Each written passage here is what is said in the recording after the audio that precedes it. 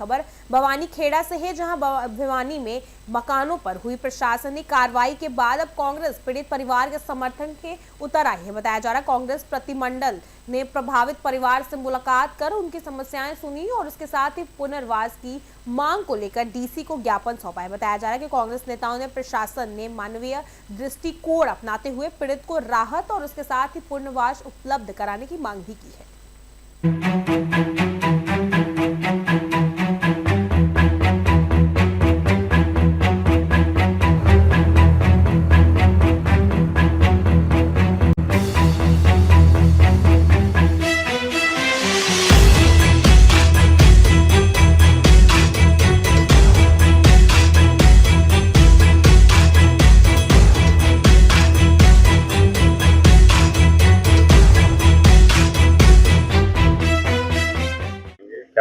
ज्ञापन इत्यादि में चर्चा की है।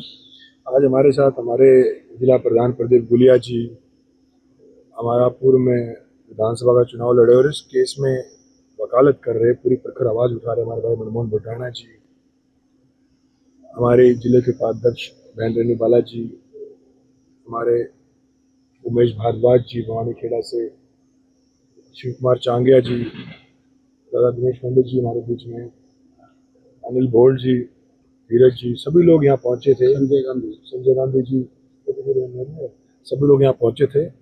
डी साहब से हम लोगों ने मुलाकात की।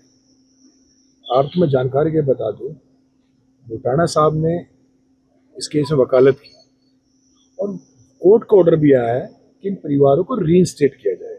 ये स्टे ऑर्डर नहीं है। तो हमने प्रशासन से दरख्वास्त की है क्योंकि ये बेचारे गरीब परिवार जो घर टूटे थे भवानी खेड़ा में, अक्सर होता जब तक लोग धरने पे हैं, मामला गर्म है, सब लोग आते हैं, राजनीति करते हैं, बात करते हैं, फिर बात दब जाती है।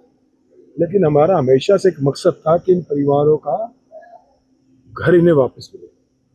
हमने आज भी डी साहब से रिक्वेस्ट की है कि घर के हकदार है, गरीब आदमी जाएगा कहाँ। इनमें एक बच्ची है जो कि बेचारी उस समय 8 दिन की थी, जो अब 20-21 दिन की हो गई है। उसकी तबीयत क्या हालात है।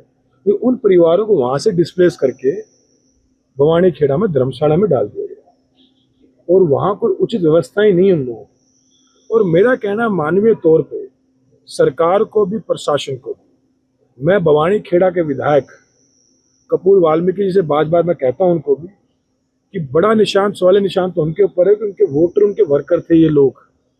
समय पे इन वर्करों का, इन गरीब लोगों का इस्तेमाल करके। आज भवानी खेड़ा से हमारे प्रत्याशी रहे एआईसीसी में सेक्रेटरी भाई प्रदीप नरवाल जी के नेतृत्व में, और हमारे भवानी खेड़ा और भिवानी से सभी हमारे ऑफिस वीरर, आज भवानी खेड़ा में जो ये गरीब लोगों के घर इस सरकार द्वारा तोड़े गए, उसको लेकर जो हमारे वकील साहब मनमोहन बोटाना ने जो कोर्ट में डाला और कोर्ट ने जो उन लोगों के फेवर में एक ऑर्डर पास कराया, उस ऑर्डर को इम्प्लीमेंट करवाने के लिए आज हम सभी डी साहब से मिले हैं। क्योंकि सरकार से हम कोई उम्मीद नहीं करते। हमने आज उपायुक्त महोदय को सारी बातें अवगत कराया और उनसे रिक्वेस्ट करी है कि आप जल्द से जल्द इनके लिए घरों की व्यवस्था करें और जहां ये रह रहे हैं उसके लिए इनकी कोई जो बच्चे बीमार हैं, जो छोटी बच्ची है वो बीमार है, उनके लिए भी थोड़ा देखें। तो डी साहब ने बड़ा गंभीरता से आज ये हमारी बातें सुनी है और डी साहब का धन्यवाद करते हैं कि इन्होंने ड्यूटी भी लगाई है सीएमओ की, रोर ऑफिसर की, कि भाई उनको संभाले। लेकिन सिर्फ इससे काम नहीं चलता, क्योंकि ये गरीबों के घर छीने हैं और जब हम वहां गए तो ये कहते हैं कि हम राजनीति करते हैं। भाई राजनीति का इसमें क्या सवाल, हम विपक्ष में बैठे हैं, कांग्रेस का काम है। अगर हम लोगों की आवाज नहीं उठाएंगे तो कौन उठाएगा। तो इसलिए आज हम उपायुक्त महोदय से मिलके और सारी बातें हमने रखी थे। रामकिशन, उसका सभी कांग्रेस पार्टी के कार्यकर्ताओं ने सहयोग किया। बतौर एक अधिवक्ता के नाते से मैं उनका केस आज लड़ रहा हूँ कोर्ट के अंदर।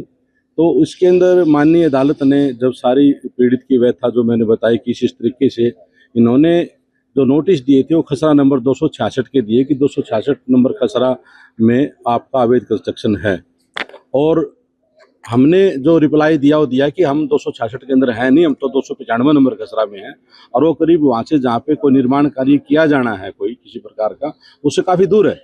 और यही बात जब माननीय न्यायालय के अंदर जब आर्गूमेंट के तौर पे आई तो फिर भी जो नगर पालिका के सरकार के जो वकील हैं उन्होंने इसका विरोध किया।